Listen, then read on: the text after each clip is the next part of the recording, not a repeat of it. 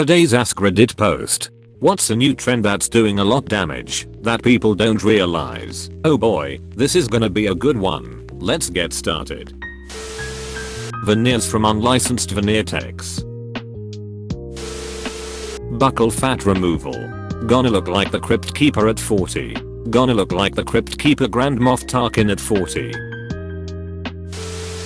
Using backquote therapy speak to justify toxic behavior. It's making it difficult for people with actual issues being taken seriously when someone who has likely never seen a therapist uses medical terminology to explain why they're allowed to be assholes in public. My favorite is a tweet saying, "Oh, I'm sorry. I didn't know you had trauma. You can go back to being mean to me. My mom watches reels all day and is picked up on the trauma signaling. She was treated poorly by my bros GF and now she says she has PTSD. Whenever they ask my mom for anything that involves her leaving the house and going over there, she says it triggers her PTSD lol." Subscription models for every service. Gone are the days of curated collections. Now you own nothing. Hauls of just about anything. It's incredibly wasteful, and I imagine most influencers who do so can't use all of that product before they are pressured to make more content. Plus it encourages normal people to do the same, leading to lots of plastic waste and demand for cheap, unethical labor.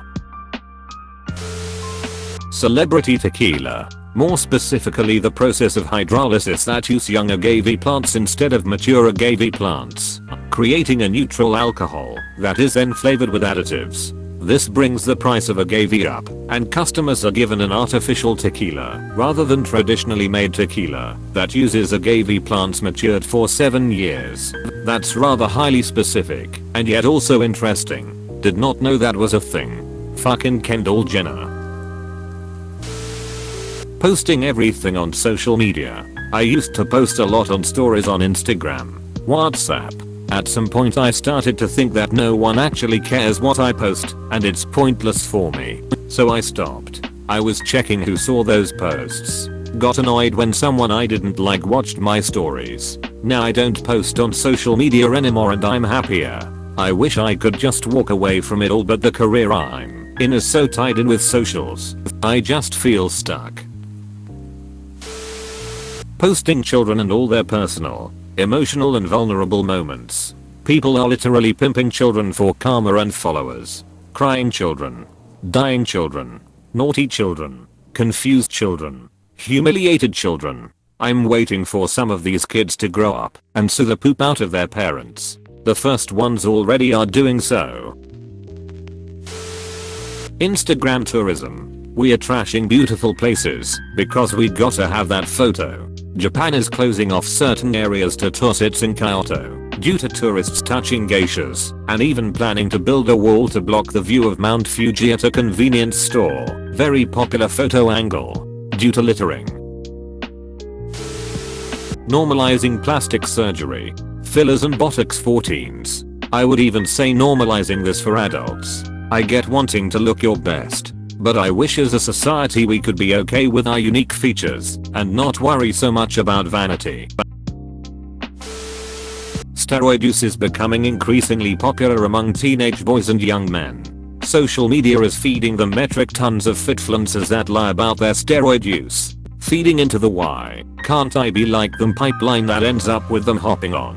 Hell, a few months into weightlifting myself, and I was literally getting ads for steroids right on Reddit. Some years from now, I guarantee we'll start seeing these boys grow with serious health issues from using steroids at a very vulnerable age. I've been noticing lately that a lot of the huge fitfluencers are open about their steroid use. A lot of them don't care about hiding it anymore. But I also noticed that the ones that don't hide it are also the ones promoting it. People are censoring themselves to get around algorithms making it difficult to talk about serious subjects like suicide, intercordial assault, death, and drugs. It's all self-deletion. Grape, unalive, dr/*gs and such. And the self-censorship is bleeding into other platforms and venues where there aren't any restrictions in the first place because it becomes habit. With the censorship, comes the watering down of important conversations around such topics. I was watching some YouTube video the other day about a woman who was the victim of murderer, and I completely stopped taking it seriously when the person narrating started saying she was raped, and then she was raped again. It made this heinous thing that happened seem like it was almost being made fun of, just because the person narrating is trying to get around monetization filters, I guess. Sephora kids using skincare with acids and retinol. Hearing my middle school students talk about their anti-aging skincare routines tells me that they're all going to look like an old saddleback by 30. Well, I live in the Canadian Rockies, and there are an awful lot of tourists who get themselves hurt or stranded trying to get Instagram pics beside waterfalls or precipices. That's called natural selection. Pranking and suspecting people for clout. 2 influencers have already been shot, and just saw a video of one that was beat up pretty bad. Can't say I was mad. People saying my truth and alternative facts. Do your own research. They scream as they do. Zero research lol. Parents using kids in their YouTube channels. Trading most of our privacy in exchange for convenience. I don't share anything online, yet every website seems to know everything about me. I did not agree to this exchange. Companies took my privacy away from me, and our elected officials have done nothing to stop them. Sharing your entire life on social media seems to be backfiring lately. Helicopter parenting. Kids grow up unable to problem solve, self-soothe, make decisions, meet new people, communicate with bosses or professors. Just basic stuff. I know parents who won't let their kids learn to drive because they think 16 is too young, but at 18 they are going to punt these kids off to college, who have been told their whole lives that every stranger wants to kidnap, rape, or murder them, that walking after dark is life-threatening, and now they are going to room with a stranger on a campus full of strangers and walk to and from class, sometimes after dark.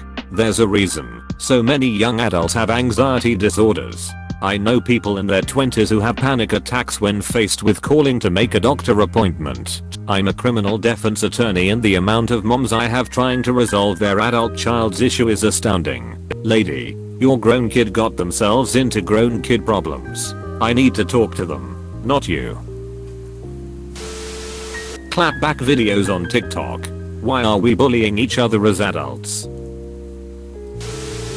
iPads for toddlers. Let's destroy our kids' dopamine receptors before they can even talk properly. Sounds great. I have a theory that iPad kids are eventually going to make things like autism and ADHD harder to diagnose. If you're sticking your kid in front of an iPad or phone or screen from the second they can hold on to it themselves, enough kids will become iPad kids, and it's eventually going to push back developmental markers like talking and how you socially interact. It's only a theory and I have no evidence, but one of the things that determined my own autism diagnosis was how I behaved as a child. I was slower to hit certain markers and was an odd child. My mother wrote a half-page essay on the back of the tick box questionnaire she had to fill out with all my odd routines, how I developed etc etc. In 1 to 2 generations we've completely given up our privacy, and willingly. Society made a devil's bargain giving it up for shiny tech, and it hasn't been worth it. And now with AI we'll have individualized AI agents. Just like with the cloud, they'll be hosted and will have all your most private information. Heaven forbid you're allowed to host it yourself and keep your own data. Can't have that. This one here is what scares me. People oversharing. Some people's timeline is like a map of where they and their kid have been since they were born. FFS. Not only their privacy, but people give up their kids' privacy before they even know what it is. It's so valuable. Gambling. Especially online betting. Specifically the jump in sports gambling. One trend that's gaining momentum and potentially causing harm is doom scrolling. This is to the habit of endlessly scrolling through negative news or social media feeds, often leading to feelings of anxiety, depression, and helplessness. Also leads to going to bed later and getting less sleep than intended. Source: me. The shame I feel as I come across this while doom scrolling when I should be asleep anyway. Back to scrolling.